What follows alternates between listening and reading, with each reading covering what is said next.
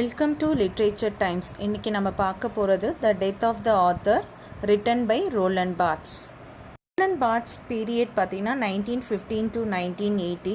அவர் ஒரு French literary theorist, essayist, philosopher, critic and சிமியோட்டிஷியன்.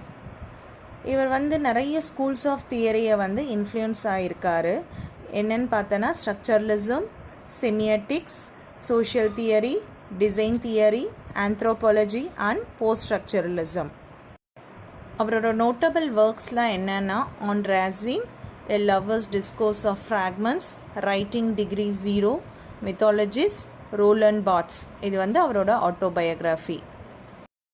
The title The Death of the Author ஒரு பயங்கர சர்ச்சையை ஏற்படுத்துச்சு. ஏன்னா இதுக்கு முன்னாடி பார்த்தீங்கன்னா எல்லாம் ட்ரெடிஷ்னல் வியூஸை தான் ஃபாலோ பண்ணியிருந்தாங்க.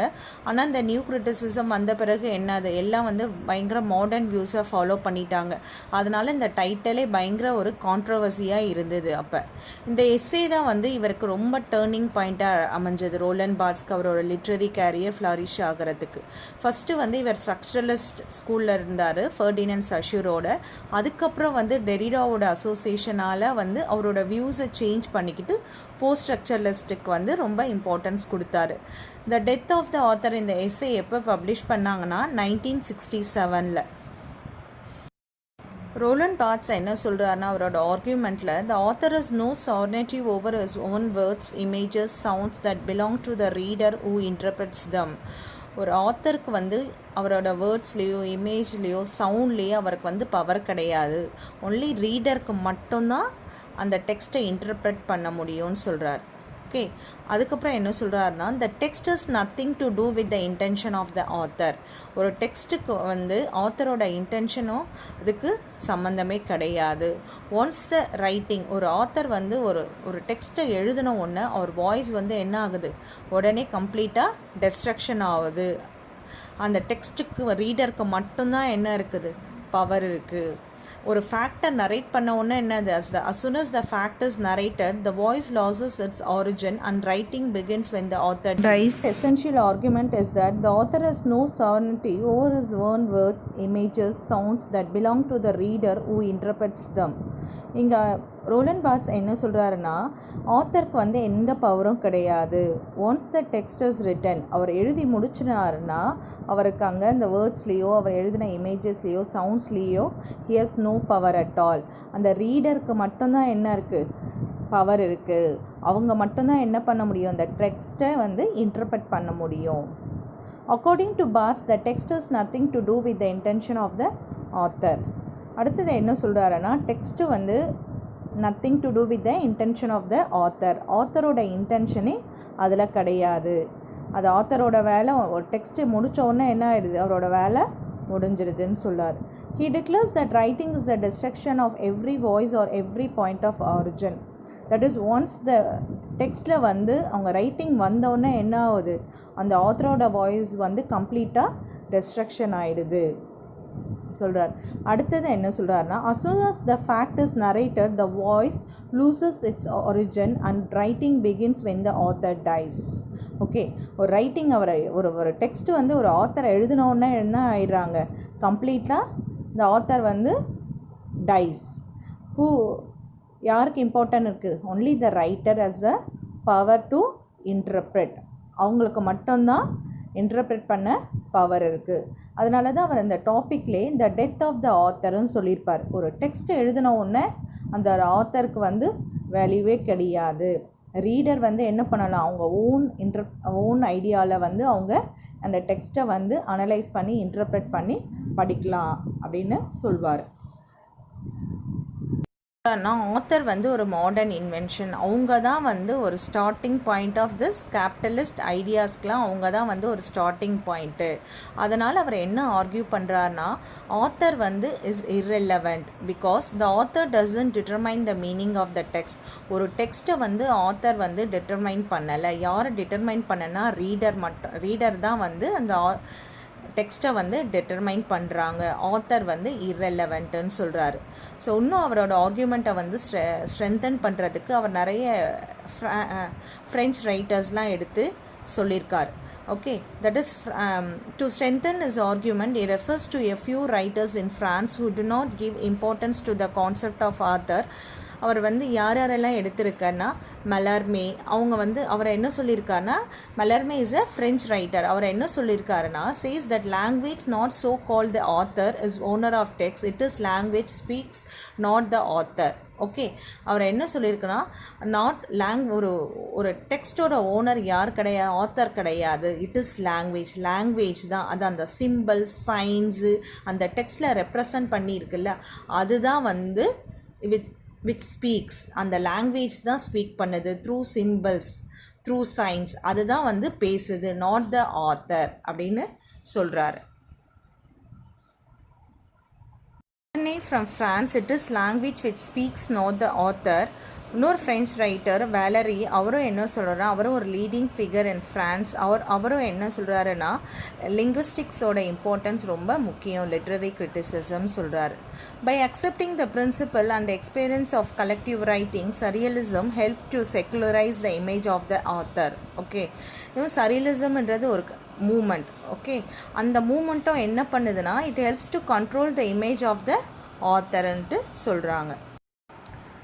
He is described, the birth of the reader must be at the cost of the death of the author. இந்த லைனுக்கு என்ன மீனிங்னா, ஒரு ஒர்க் எழுதின ஒன்று அந்த ஆத்தருக்கு வந்து அந்த டெக்ஸ்ட்டுக்கு வந்து he is no way related to the text. Okay, he is dead. அந்த ரீடருக்கு மட்டும்தான் வந்து he has the power to interpret the text. அதை தான் வந்து அவர் சொல்கிறார். The birth of the reader must be at the cost of the death of the author. The text is a tissue of quotation drawn from innumerable centers of culture. ஒரு text எப்படி உருவாகுதுன்னா, நிறைய tissues, okay, சின்ன நிறைய வேர்ட்ஸ்லாம் போட்டு தான் என்ன பண்ணுறாங்க, Tran from நிறைய சென்டர்ஸ் ஆஃப் கல்ச்சர்லேருந்து எடுத்து ஒரு டெக்ஸ்ட்டை வந்து உருவாக்குறாங்க. அந்த டெக்ஸ்ட் வந்து எப்படி இருக்குதுன்னா, a text that makes no requirement to reader to write or produce their own meanings, the reader may locate ready-made meanings. Okay, ஒரு டெக்ஸ்ட்டை படிக்கும்போது ரீடர் வந்து என்ன பண்ண போகிறதில்ல, அவங்க வந்து they cannot to produce or write anything on their own meanings, because ஏற்கனவே வந்து என்னது, ஒவ்வொரு வேர்டுக்கு வந்து ரெடிமேட் மீனிங்ஸ் இருக்குது. அதை வச்சு தான் என்ன பண்ண போடுறாங்க, ரீடர்ஸ் வந்து படித்து புரிஞ்சுக்க போகிறாங்கன்னு சொல்லிட்டு சொல்கிறார். Author and the scripter are terms Barthes used to describe different ways of thinking about the creators of text. The authorன்றது வந்து அவர் வந்து ட்ரெடிஷ்னல் கான்செப்ட்ன்றார். ஏன்னா அந்த ட்ரெடிஷ்னல் கான்செப்ட்னா, தட் இஸ் இந்த லிட்ரரி கிரிட்டிசிசமில் வந்து என்னது, author has the power to create literature. ஒரு piece of ரைட்டிங்கும் இந்த author மூலயமா தான் முடியும். ஓகே, அவங்க ஒரிஜினல் இமேஜினேஷன் வச்சு தான் வந்து என்ன பண்ணுறாங்க, ரைட்டிங்ட்டு சொன்னாங்க. ஆனால் இப்போ modern views, that is literary theorist என்ன சொல்கிறாங்கன்னா, அவங்கள வந்து ஸ்கிரிப்டர்ன்றாங்க. ஸ்கிரிப்டர்னால் என்னன்னா, இவங்களுக்கு வந்து they have only power is the combine pre existing test in new way. ஏற்கனவே இருக்குது, புரியுதா, ஏற்கனவே இருக்கிற இதை வந்து டெக்ஸ்ட்டை வந்து இவங்க வந்து கம்பைன் பண்ணி நியூ வேஸில் வந்து ப்ரெசென்ட் பண்ணுறாங்க அப்படின்னு சொல்கிறவங்க தான் யாருன்னா லிட்ரரி தியரிஸ்ட். அதனால தான் வந்து என்ன சொல்கிறாங்க, ஆத்தர்ன்றது வந்து ட்ரெடிஷ்னலாக சொல்கிறாங்க, ஸ்கிரிப்டர்ன்றதை வந்து மாடர்னாக சொல்கிறார். Barthes asks us to adopt more text-oriented approach that focus on the interaction of the reader, not the writer with it. Okay, அதுதான் என்ன சொல்கிறார், டெக்ஸ்ட் ஓரியன்ட் அப்ரோச் இருக்கணும். ஒரு ரீடர் வந்து எப்படி அப்ரோச் பண்ணனா டெக்ஸ்ட் ஓரியன்டாக இருக்கணும் அப்படின்னு சொல்கிறார், நாட் த ஆத்தர் ஓரியன்ட்னு சொல்கிறார். This means that the text is much more open to interpretation, much more fluid in its meaning than previously thought. So அதனால் என்னன்றது, ஒரு டெக்ஸ்ட்டு வந்து என்னது, it's open to interpretation. Reader வந்து ஈஸியாக என்ன பண்ணலாம், டெக்ஸ்ட்டை வந்து இன்டர்பிரட் பண்ணலாம். More fluid, okay, in its meaning than previously thought. முன்னாடி இருந்த மாதிரி கிடையாதுன்னு சொல்கிறார். ட்ரெடிஷ்னல் வியூ கிடையாது, modern view, that is literary தியரிஸ்ட்ன்றார். The removal of author is not merely an historical fact or act of writing, it is utterly transform the modern text. Okay, இப்போ நம்ம வந்து என்ன நியூ கிரிட்டிக்ஸ் என்ன பண்ணுவாங்க, they'll give important to close ரீடிங்க்கு மட்டும்தான் கொடுப்பாங்க. they'll remove the author completely from the historical fact. Okay, so இந்த அப்போ என்ன ஆகுதுன்னா, ரைட்டிங் வந்து என்ன ஆகுது, transfer to modern text. Unity of the text lies not on its origin and in its destination. ஒரு யூனிட்டி ஆஃப் த டெக்ஸ்ட் வந்து ஆரிஜினில் கிடையாது, பட் இட்ஸ் டெஸ்டினேஷன். டெஸ்டினேஷன்றது இங்கே என்னது? The reader's point of view. Classical criticism never paid attention to the reader, for the writer is the only person in literature. Okay, ஆனால் classical criticism முன்னாடி, that is traditional criticism என்ன பண்ணாங்கன்னா, they did not give importance to the reader. ரீடருக்கு importance கொடுக்கல. ஆனால் இப்போ வந்து literary தியரிஸ்க்கு யாருக்கு இம்பார்ட்டன்ட் கொடுக்குறாங்க? ரீடர்ஸ்க்கு இம்பார்ட்டன்ஸ் கொடுக்குறாங்கன்னு சொல்கிறார்.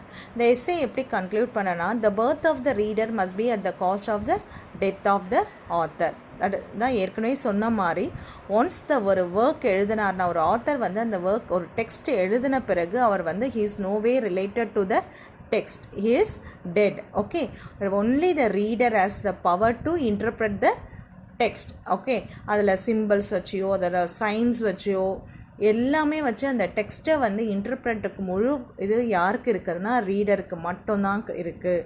அவங்க ஓன் பாயிண்ட் ஆஃப் வியூவில் வந்து அந்த டெக்ஸ்ட்டை வந்து இன்டர்பிரட் பண்ணி அவங்க படிக்கலாம். ஆத்தரோட பேக்ரவுண்டோ ஆத்தரை பற்றியோ ஆத்தரோட இன்டென்ஷன் எதுவுமே வந்து தேவையில்லைன்னு சொல்கிறார். இதுதான் வந்து ரோலண்ட் பார்ட்ஸ் வந்து இந்த எஸ்ஸேயில் சொல்லியிருக்கார்.